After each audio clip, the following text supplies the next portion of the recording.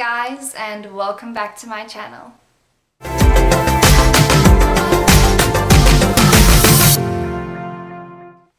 Today I want to talk to you guys about something that is really close to my heart, especially at this time of my life, and I really believe that it's something that's going to help you guys. So what I'm going to talk to you guys about today is just hold on.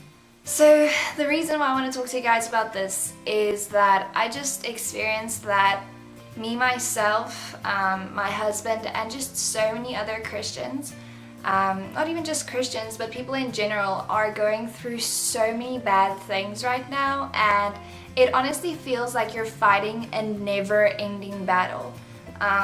Just a little testimony from the beginning of this year, after Preston got denied his South African visa. Preston and I have been fighting what seems like a never-ending battle, that the moment we kind of reach the end of it and we're like, okay, yes, we made it, we're through it, it's just a matter of time and we're going through something else, you know? So it honestly feels like you're fighting and fighting and fighting, and you're just never getting to the end of it. Sometimes it just feels like you're praying and praying, but God just doesn't hear your prayers. I don't know what you're going through. Whether it may be you're praying to get into a college, whether you're just praying for God to lead you in some kind of direction, or even if you're praying for a child and it's just not happening. I am here to tell you today, just hold on. Because in times like this, it is very easy for us to get tired and weary, and honestly just to feel like we want to give up and not fight this battle anymore. And that is a very, very dangerous place to be at. So through this time, my husband and I have learned a few things, and I want to share 3 thoughts with you guys that I really think will help you and that you can practically apply to your life. The first thing I want to share with you guys is be faithful and trust Him. In times like this, it is very easy to want to grab onto so many different things just because we're maybe scared, or we just feel like we have no direction, no one's hearing our prayers, nobody knows what we're going through. And then we try to grab onto what we know, or the only option that we have. So let me give a little background. From the beginning of the year, Preston and I have been feeling like God is going to shock us. Like He's going to send us in a direction that like we're going to be totally shocked and excited, you know, and it's an exciting place to be at, but it also leaves us with a lot of questions. For the longest, we've been asking, okay, God, what is it? When will it happen? What will it be?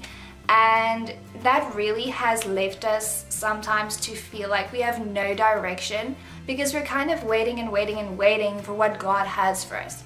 So just a while back, we started grabbing onto the first opportunity that we could get.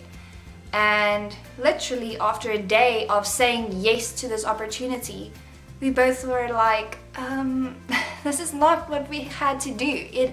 It has brought us to a place where we just feel so out of God's will, and I mean, we were feeling very heavy, and we just knew that it wasn't from God, and we knew that we had to get out of it. So the very first opportunity that we could get, we told the people that we need to get out of this because we're not in God's will and this is not what He wants for us. So what I'm trying to say is that in this time, it is so important for you to just be faithful and trust God. Be faithful when you don't see the answers. Be faithful when you feel lost and confused, and just trust that God knows what is best for you.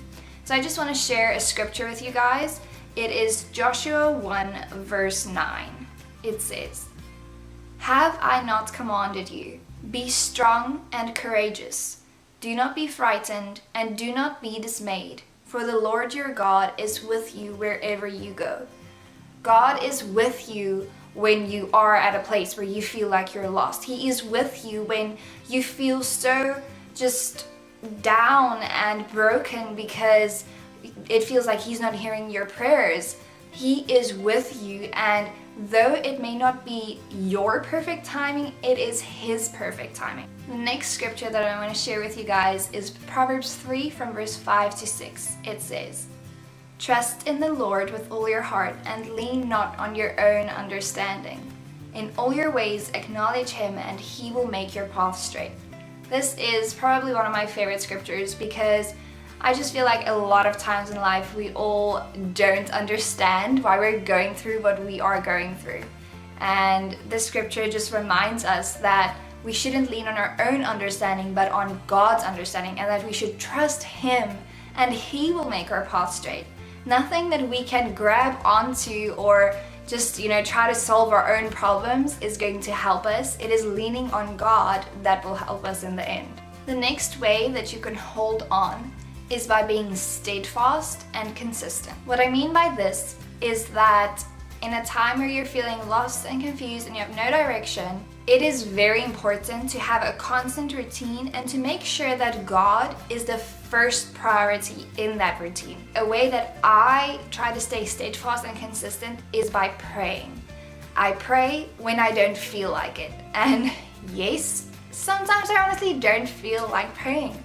I just feel so tired and really don't want to pray.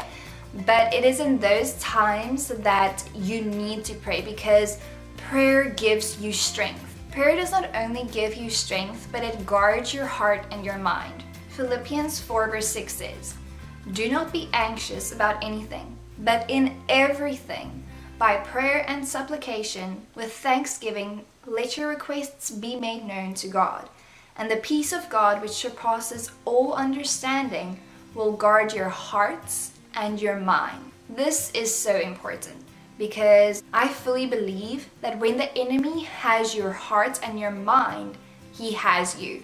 Because your heart and your mind determine how you handle a situation, how you do life. So in this time, it is so important to pray that God will give you strength, He will guard your heart, and He will guard your mind. The last thing that I want to share with you is persevere. Even when it gets hard, just keep going. What I've learned is that the enemy attacks the hardest when you're almost to the end of the finish line.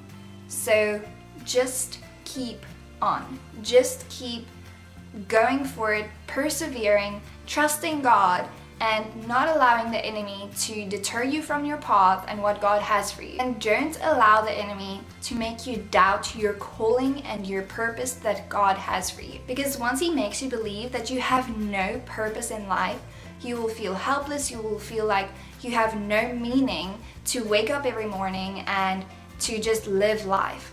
So I pray, please, please, please, know that God has a plan for you, He has a purpose for you, and just because what you want to happen is not happening just yet, it doesn't mean that God doesn't have a plan or a purpose for you. Jeremiah 29 verse 11 says, "For I know the plans I have for you, declares the Lord, plans for welfare and not for evil, to give you a future and a hope." If you don't understand why you're going through what you're going through, remember that our thoughts are not God's thoughts.